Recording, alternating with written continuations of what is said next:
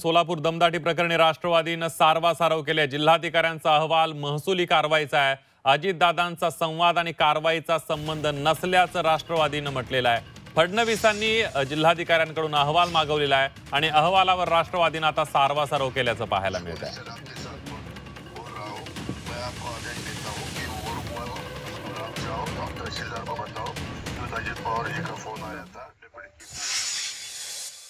अजितदादांनीही या संदर्भात स्पष्टीकरण दिलेलं आहे।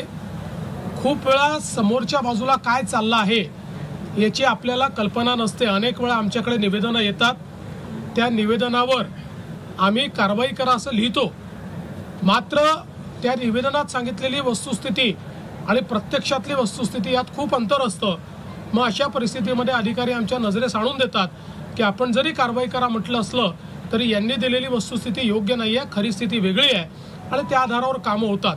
त्यामुळे या संदर्भात आता अजितदादांनी खुलासा केलेला आहे आणि मी स्वतः या संपूर्ण प्रकरणाचा रिपोर्ट देखील मागितलेला आहे। सध्या तरी एवढंच मला असं वाटतं पुरेसं आहे।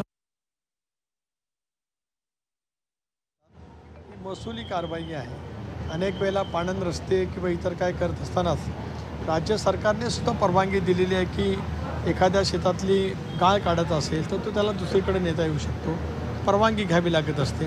जिल्हाधिकाऱ्यांचा अहवाल मी काय त्या ठिकाणी पाहिलेला नाही, त्या वस्तुस्थिती काय जाणून घेतलेली नाही। पण या दोन गोष्टी भिन्न आहेत। एकतर उपमुख्यमंत्री म्हणून दादांचा झालेला उपाध्यक्षाच्या जवळचा संवाद हा एक भाग, आणि त्या ठिकाणचं जे काही मुरुम काढण्याचा भाग होता रस्त्याच्या कामासाठी, सार्वजनिक हितासाठी, तो भाग वेगवेगळा आहे। शेवटी महसूल अधिकाऱ्यांनी जो काय अहवाल दिला असेल त्याचाही त्या ठिकाणी काय आम्हाला वेगळं वागण्याचं काही कारण नाही।